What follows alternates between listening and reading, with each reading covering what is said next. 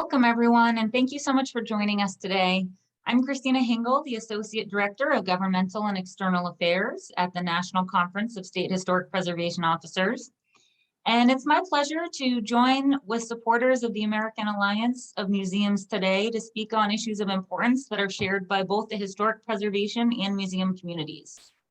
So what I'd love to do is to provide you with a policy brief that gives you a bit more information about where we've been and where we're headed on some important historic preservation advocacy efforts. If you're not familiar with what we do at NCSHPO, we do promote historic preservation to protect the nation's most valued cultural and historic assets. And we do this in a myriad of ways, including educating the public as well as elected officials about the National Historic Preservation Program, with a focus on any relevant legislation, policies, and regulations that may be pertinent to historic preservation. We also connect and collaborate with 59 state historic preservation officers and in each of our US states, territories, and the District of Columbia. So one of the main topics I'd like to cover today is the Historic Preservation Fund, which ensures that our state and tribal historic preservation offices have the capacity to review their federal projects, to survey historic resources, and to administer programs like the National Register of Historic Places, as well as their state counterparts, and also the federal and state historic tax credit incentive programs. So the HPF funding helps staff at each of the state and tribal historic preservation offices to recognize, to save, and protect historic places nationwide. And they, of course, administer the program in conjunction with the National Park Service. HPF funds have been used to rehabilitate significant historic sites, to revitalize communities and create opportunities for economic growth. The positive effects also strengthen local economies and really encourage thoughtful development in tourism, which of course leads to things like job creation as well as ensuring that businesses continue to operate successfully in any given region. So many of you are probably familiar generally with how the HPF operates, but here's just a quick overview for some of you that might be less familiar. Energy companies do pay for the right to drill for oil and natural gas on the federally owned outer continental shelf. And then they partner with states and tribes to preserve the places that tell America's story and are also special to us. That money does fund the HPF. The HPF must be periodically reauthorized by Congress, and so it does go through the annual appropriations process. The chart here does show the history of its funding, which you can see is kind of characterized by some gradual rise in the first several years of the program, then a drastic decrease in 1980. Then you'll see some incremental increases in the 90s, and then a doubling of the fund just prior to 2000, which is largely due to some competitive grant program money that we'll talk about next. So here you can see a recap of the funding level that we saw in fiscal year 2021. You'll see that SHPOs were allotted $55.7 million and tribal historic preservation offices at $15 million. And the remaining funds you see being split across various competitive grant programs that support historic preservation related efforts. And as you can see, one big priority in funding is using it to tell stories of traditionally underrepresented communities and really showcasing their history. Additionally, we saw funding set aside to go towards the upcoming 250th anniversary of our nation, which of course will be held in 2026. And you're definitely going to hear more about that from the American Association for State and Local History with regard to everything they have planned surrounding the America 250 initiative. So as you can see, the impact of the Save America's Treasures program is pretty far reaching, $25 million allotment towards that program. So it's pretty well funded, as is the Civil Rights Movement grants that comes in just under that at $21.1 million. And then under that, we see the Paul Brune Historic Revitalization Grant Program. And this program goes to support the rehabilitation of historic properties in more rural communities. And it really helps to foster economic development in those areas. Our state historic preservation offices, tribal historic preservation offices, certified local governments, as well as nonprofits can apply for that more rural funding. and then it is then sub-granted in those rural communities within that organization's service region. So despite all this funding, we are still faced with an incredible demand for funding, and the need outpaces available funding. So therefore, NCSHPO and our preservation colleagues are continuing to advocate for HPF funding to reflect the needs that we're seeing on state and national levels. And of course, of particular importance to NCSHPO is ensuring that our SHPOs have the capacity to carry out their increasing responsibilities under the Federal Historic Preservation Program.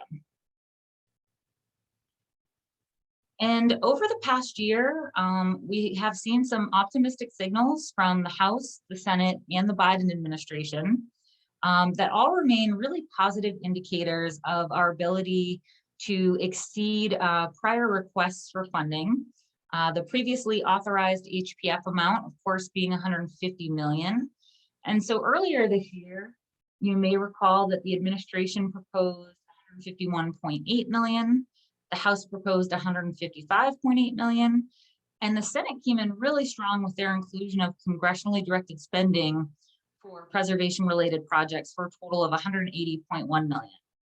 So we're really hoping to capitalize on this show of support for increased funding that is so necessary to promote our historic and cultural sites, and to also further some of the really big goals we have for equity, diversity, and inclusion within our historic preservation efforts.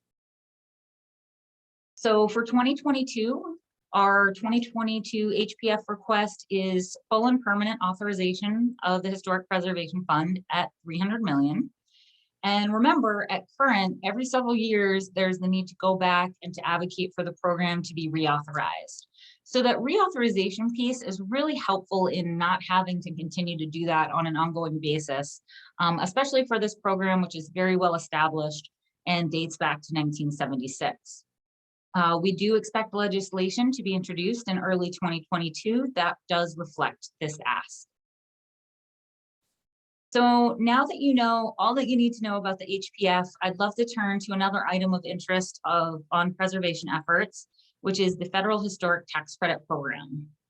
So if you've been following this, in early 2021, we did see a new version come out of the Historic Tax Credit Growth and Opportunity Act, or HTC-GO. It was introduced in Congress, and it did replace an earlier 2019 version that advocates had been working towards previously. So the main HTC-GO provisions are summarized here for you, but I'll call your attention to the first two, which one outline an increase from 20% credit to a 30% credit temporarily for all projects. And then the second one being a permanent increase of 20 to 30% for small projects. So the logic behind this of particular note is the COVID-19 pandemic really amplified the need for increased incentives for preservation projects. We really saw developers and building owners experience massive challenges in rehabbing historic buildings during the last 2 years. We saw on the financial side, we saw financial markets slowing, which made it difficult for projects to access capital. It often stalled complex historic real estate transactions.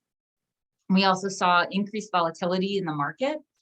And this project risk really forced banking institutions to take a closer look at how they were lending, how often they were lending, how much they were lending, and really led to a tightening of their underwriting requirements. Now, on the construction side, we saw similar struggles. We saw an increase in material costs and construction costs and labor costs. We saw an uncertain tenant market, which further impacted potential developments in historic buildings. And as a result, many projects were stalled or were no longer feasible. So some key takeaways of this legislation are that it would bring more value to the historic tax credit program, improve access to the program, and to also enhance investment opportunities for some of those smaller rehabilitation projects that are so important. So how does this tie into the Build Back Better infrastructure package? As the Biden administration and Congress started to formulate the House-passed infrastructure package known as Build Back Better plan, preservation advocates really saw an opportunity to push hard for these historic tax credit improvements to be included in that, to take this legislation over the finish line. So unfortunately, though, Despite really impressive advocacy efforts from the community, the legislation did move forward in the House without the inclusion of provisions that would improve the federal historic tax credit program that I just outlined. And this largely was due to the crunch that was felt when the spending package was reduced from, I believe, 3.5 trillion down to 1.75 trillion. It really reduced the spending that was allocated in many program areas, which included the dropping of the historic tax credit provisions from that final House bill. And so one additional item I'll mention under the spending under the Build Back Better plan, there was supplemental funding in the final House bill for preservation efforts. 25 million had ended up being allocated. There was originally a proposed 75 million, but with reduced spending was reduced to 25 million. So of course, it's always good to have some funding in, but the final House bill reflected less than was originally proposed. And so as the end of 2021 approached, it was really unclear if the House passed bill would be approved by the Senate. And we expect to see some movement on this apparent stalemate in early 2022. And we'll continue to monitor the developments in Congress and advocating for priorities such as HPF and also historic tax credit with regard to historic preservation efforts.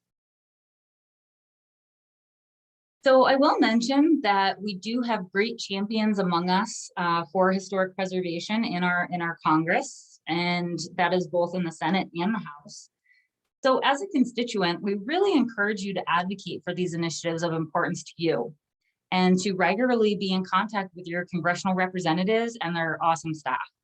So don't be afraid to call and email them with your thoughts, really personalizing your message as to why initiatives are important to you, how they're important to you personally, if they're important to your business, if they're important to your community. These folks really need to hear from you, and it's a great thing to be able to tell your personal story to affect some real change on Capitol Hill. Of course, also asking them to support or co-sponsor any existing legislation that they might not already be signed on in support of, or even to introduce new legislation that's relevant to some of the changes you're hoping to see is also great. So NCSHPO, we of course work with many federal preservation partners to advance historic preservation policy. That includes the National Trust for Historic Preservation, NAFPO, ACRA, NAPC, ACHP, NPS, Preservation Action, and RPA, as well as others. And always work with other groups that are supportive, like the American Alliance of Museums and others who share our similar goals. We, of course, also work alongside the historic preservation offices in every state and territory, as well as DC, and collaborate with our statewide preservation nonprofits to stay abreast of all the happenings on Capitol Hill and what's really important on a statewide basis. And with that, I wanted to wrap up by sharing my contact information with you. If you have any follow-up questions to this presentation, please do not hesitate to shoot me an email and ask, or to use me as a future resource if anything else comes down the line that you might want to hear a little bit more about. And we do hope that you'll join NCSHPO and Preservation Action for our annual Preservation Advocacy Week that will be taking place March 7th to 10th. We'll again be doing it virtually this year, so it's very accessible, and we hope to see you there. Thank you very much.